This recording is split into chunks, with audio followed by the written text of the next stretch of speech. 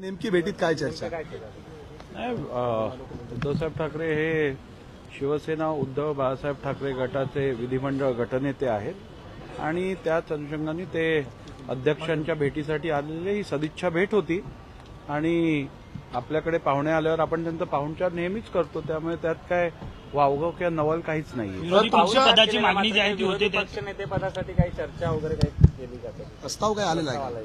अद्याप माझ्याकडे कुठचाही प्रस्ताव प्राप्त झालेला नाहीये.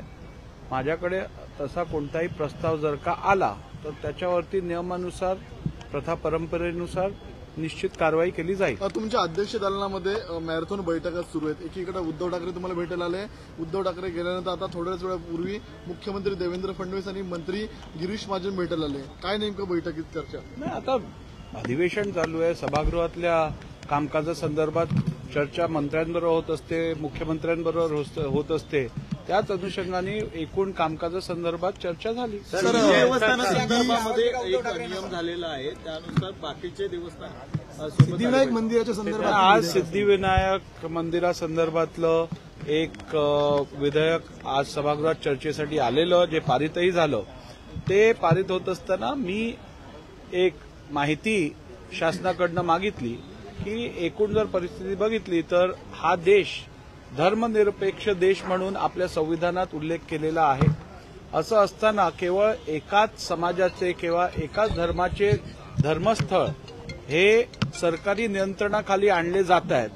या संदर्भात कुठेतरी समाजात, धर्मामध्ये किंवा लोकांमध्ये एक असा विचार येतोय की एकाच धर्माची धर्मस्थान का सरकारी नियंत्रणाखाली आहेत, इतर पण धर्मस्थळ जी असतील त्यांच्यावरती सरकारी नियंत्रण का नाही.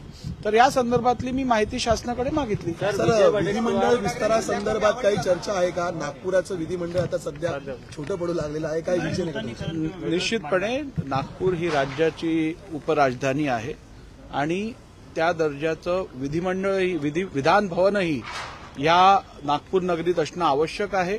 त्यामुळे आज इकडे आमच्याकडे दोन्ही सभागृहांमध्ये त्यांचा विस्तार करण्याची गरज, त्याचप्रमाणे सेंट्रल हॉल हा नागपूरमध्ये इतकी वर्ष नाही आहे, तर सेंट्रल हॉल निर्माण करायची गरज, त्याचप्रमाणे नवीन ऍडमिनिस्ट्रेटिव्ह ब्लॉक जागेची खूप कमतरता आहे, मंत्र्यांची दालनं ची कमतरता आहे, इतर ऍडमिनिस्ट्रेटिव्ह कामासाठी लागणारी कार्यालयाची कमतरता आहे. त्यामुळे येणाऱ्या काळात काही महिन्यातच आता इकडे जी शासकीय आजूबाजूला जागा आहे ती विधिमंडळाच्या कडे हस्तांतर त्याचं केलं जाईल आणि पुढच्या काही महिन्यातच नागपूरमधलं विधान भवन हे भव्य दिव्य स्वरूपात याचा विस्तार होताना आपल्याला दिसेल. सर, अध्यक्ष आम्हाला न्याय देतील असं वडेट्टीवार म्हणाले. ते म्हणाले कोणताही नियम तसा नसतो, सर्वाधिक जागा असतात. माझ्याकडे तो प्रस्ताव आल्यानंतर मी त्यावरती विचार करीन.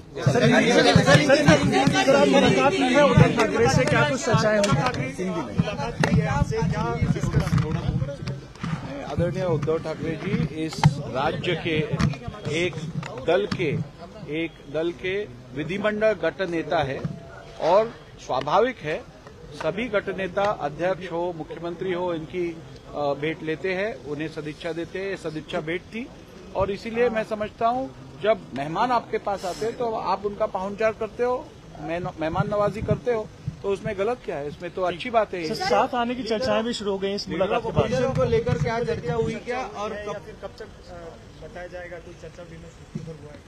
नहीं, ऐसा कोई प्रस्ताव मेरे पास अभी तक प्राप्त हुआ नहीं है. जब मेरे पास ऐसा प्रस्ताव आएगा तब उसके ऊपर मैं विचार करूंगा. सर, नागपुर के लिए 2 महीने का अधिवेशन होगा, ऐसे पहले उनको प्रॉमिस किया गया था, तो नागपुर के लोग थोड़े से नाराज है कि बस 5 दिन का अधिवेशन क्यों? ऐसा नहीं है. जब भी चुनाव होता है और गवर्नमेंट का पहला अधिवेशन रहता है तब आप अगर देखेंगे तो आज तक पिछले 14वीं विधानसभा हो या फिर 13वीं विधानसभा हो, हमेशा लगभग 1 हफ्ता 6 दिन का अधिवेशन लिया गया है और उसके बाद के हर एक साल में लगभग 3 से 4 हफ्ते का कम से कम अधिवेशन होते हुए हमने देखा है. तो ये सभी नियम और प्रथा परंपराओं के अनुसार ही अधिवेशन बुलाया गया है.